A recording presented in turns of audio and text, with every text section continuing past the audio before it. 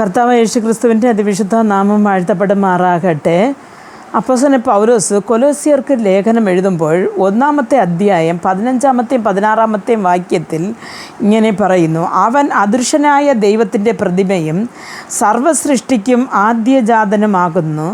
സ്വർഗത്തിലുള്ളതും ഭൂമിയിലുള്ളതും ദൃശ്യമായതും അദൃശ്യമായതും, സിംഹാസനങ്ങൾ ആകട്ടെ, കർത്തൃത്വങ്ങളാകട്ടെ, വാഴ്ചകളാകട്ടെ, അധികാരങ്ങളാകട്ടെ, സകലവും അവൻ മുഖാന്തരം സൃഷ്ടിക്കപ്പെട്ടു. അവൻ മുഖാന്തരം അവനായിട്ടും സകലതും സൃഷ്ടിക്കപ്പെട്ടിരിക്കുന്നു എന്ന് കാണുന്നു.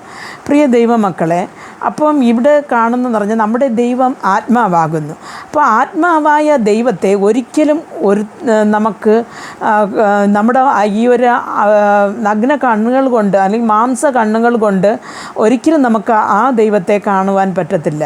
ഒരിക്കൽ ശിഷ്യന്മാർ യേശുവിനോട് ചോദിച്ച്, ഗുരുവേ, ഞങ്ങൾക്ക് പിതാവിനെ കാണിച്ചു തരണം, എന്നാൽ ഞങ്ങൾക്കത് മതി എന്ന് പറഞ്ഞു. അപ്പോൾ യേശു പറഞ്ഞു, പിതാവിനെ ഒരിക്കലും ഒരുത്തനും കണ്ടിട്ടില്ല.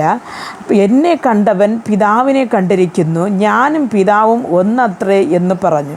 അപ്പോൾ യേശുക്രിസ്തു മനുഷ്യരൂപത്തിലാണ് വന്നത്. അപ്പം മനുഷ്യനെ ദൈവം സൃഷ്ടിക്കുമ്പോൾ സ്വന്തം സാദൃശ്യത്തിലും സ്വന്തം രൂപത്തിലും ഉണ്ടാക്കി എന്ന് വചനം പറയുന്നു.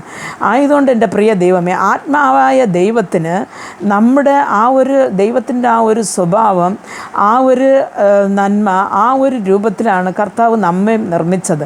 ആയതുകൊണ്ട് പക്ഷേ പിതാവായ ദൈവമെന്ന് പറയുന്നത് അതൊരു ആത്മാവായ ദൈവമാണ്, നാം പുത്രനിൽ കൂടെ കാണുന്നത്. അപ്പോൾ ഉണ്ടാക്കിയത് എല്ലാം സകലതും അവൻ മുഖാന്തരം ഉണ്ടാക്കി എന്ന് പറയുമ്പോൾ ക്രിസ്തു മുഖാന്തരം, ക്രിസ്തു എന്ന് പറയുന്നത് വചനം, ആ വചനം മുഖാന്തരം, കർത്താവിൻ്റെ വായിൽ നിന്ന് വന്ന വചനം മുഖാന്തരമാണ് ഈ ലോകത്തിലുള്ള സകലത്തെയും സൃഷ്ടിച്ചത്. അതേപോലെ തന്നെയാണ് യേശു വചനം മാംസം ധരിച്ച് ഭൂമിയിൽ വന്നു എന്ന് വചനം യോഹന്നാൻ്റെ സുവിശേഷത്തിൽ പറയുന്നു.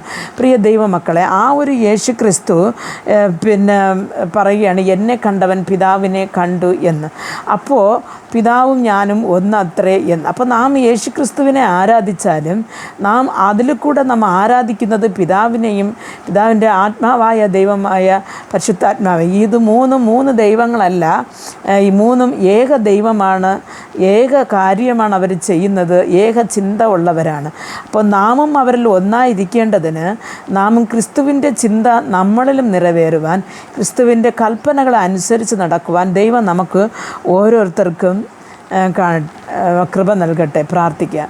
ഞങ്ങളെ അതിവാത്സല്യമായി സ്നേഹിച്ച് വഴി നടത്തുന്ന ആ സ്വർഗസ്ഥ പിതാവേ, ദൈവമേ, അദൃശ്യനായിരിക്കുന്ന അങ്ങയുടെ സ്വരൂപത്തിലും അങ്ങയുടെ സാദൃശ്യത്തിലും അങ്ങ് മനുഷ്യനെ സൃഷ്ടിച്ചിരിക്കുമ്പോൾ കർത്താവെ, ഞങ്ങൾ അങ്ങയിൽ കൂടെ ജീവിച്ച് കർത്താവെ അങ്ങയെ ധരിച്ചുകൊണ്ട് കർത്താവെ, ഞങ്ങളുടെ ശരീരം എന്ന് പറയുന്നത് അങ്ങയുടെ ആലയമാണ് എന്ന ഓർമ്മയോടുകൂടെ പാപത്തിനും അതിക്രമങ്ങൾക്കും മ്ലേച്ഛതകൾക്കും നമ്മുടെ ശരീരങ്ങളെ വിലക്കി ജീവിപ്പാനും ഞങ്ങൾ വിശുദ്ധിയോടും നീതിയോടും നിൻ്റെ സന്നിധിയിൽ നിർമ്മലതയോടും ഇരിപ്പാനും ഞങ്ങൾക്ക് കൃപ നൽകണമേ എന്ന് പ്രാർത്ഥിക്കുന്നു.